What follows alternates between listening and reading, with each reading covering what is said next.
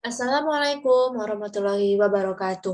Nama saya Farisa Yeshani, absen 10 kelas 10 IPS 1. Pada kesempatan kali ini saya akan membahas tentang historiografi.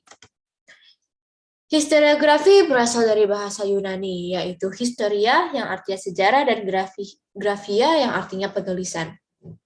Historiografi adalah tulisan sejarah baik yang bersifat ilmiah atau problem oriented atau maupun yang tidak bersifat ilmiah, yaitu no problem oriented.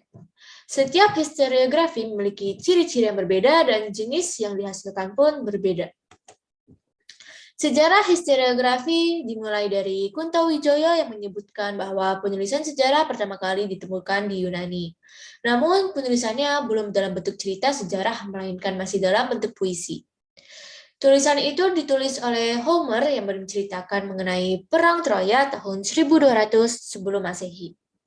Akan tetapi, penulisan sejarah pertama yang ditulis dalam bentuk cerita dan dibuat secara objektif ialah karya Herodotus berjudul The History of Herodotus. Karya itu berisi mengenai peristiwa perang antara Yunani dan Persia yang terjadi pada tahun 478 sebelum Masehi. Pada perjalanan selanjutnya, historiografi terus berkembang di peradaban Eropa hingga sampai ke Indonesia. Jenis-jenis historiografi ada 4. Pertama adalah historiografi tradisional, kedua historiografi kolonial, ketiga historiografi modern, keempat historiografi nasional. Historiografi tradisional dapat diartikan sebagai penulisan sejarah yang umumnya dilakukan oleh para sastrawan atau punjangga keraton dan bangsawan kerajaan. Karya historiografi tradisional adalah prasasti, babat, dan hikayat. Historiografi tradisional banyak ditulis pada masa Hindu, Buddha, dan Islam. Karakteristik historiografi tradisional yang pertama, uraian historiografi tradisional dipengaruhi oleh budaya masyarakat pendukungnya. Kedua, terdapat kepercayaan mengenai sebuah kekuatan yang menjadi pangkal dari seluruh alam. Ketiga, historiografi tradisional cenderung mengabaikan fakta-fakta karena terlalu dipengaruhi oleh sistem kepercayaan yang berkembang dalam masyarakat. 4. Tokoh-tokoh dalam naskah historiografi tradisional digambarkan secara berlebihan.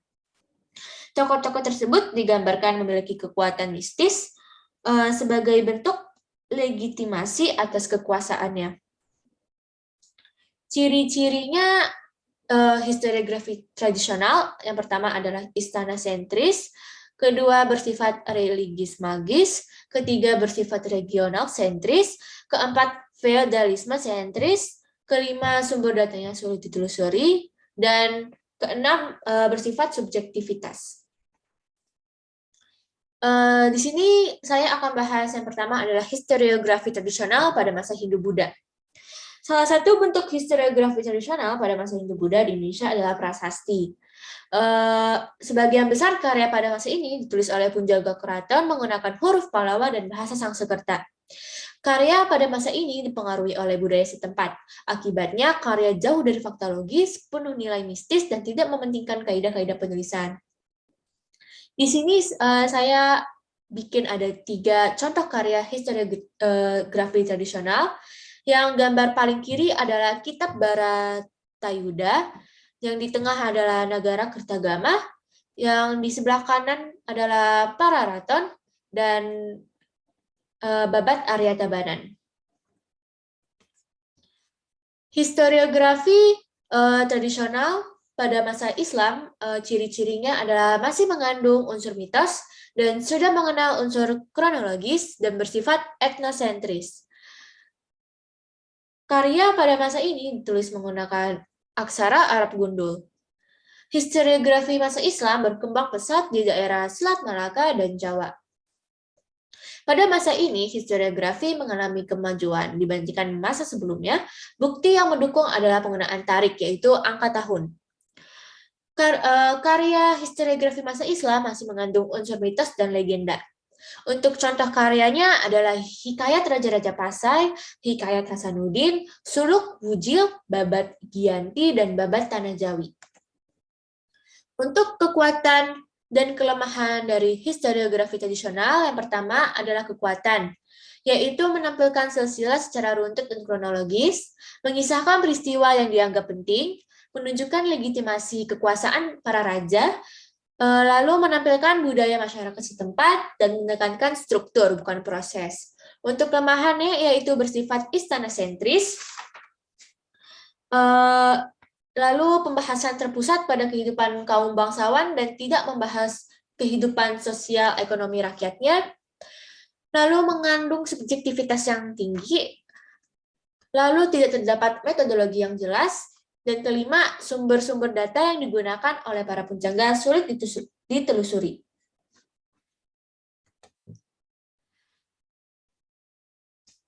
Sebelum kita lanjut ke historiografi kolonial, saya mau menjelaskan sedikit tentang kelemahan yang bersifat istana sentris, itu karena membahas kehidupan raja dan bangsawan. Untuk yang poin ketiga, mengandung subjektivitas yang tinggi, itu karena penulis hanya mencatat peristiwa penting yang terjadi di kerajaan.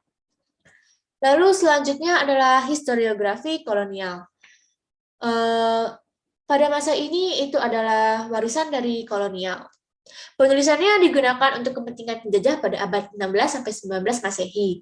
Karya sejarah yang ditulis bangsa Eropa di Indonesia. Untuk ciri-ciri pertama menggunakan sudut pandang Nederlandosentris dan Eropa-sentris yang yaitu berpusat kepada kepentingan penjajah Belanda. Kedua, bersifat subjektif. Ketiga, mengandung mitos. Keempat, bersifat diskriminatif.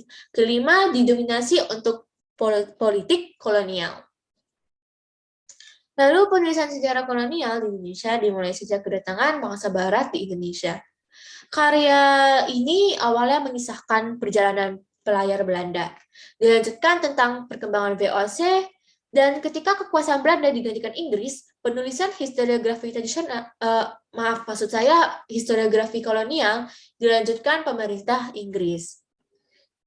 Untuk contoh historiografi kolonial adalah Ouden Nieuw Oost-Indie karya Francois Valentin, Indische Geschiedenis karya Han dan HUJ. Lalu ada Max Havelaar karya Douwe Dekker.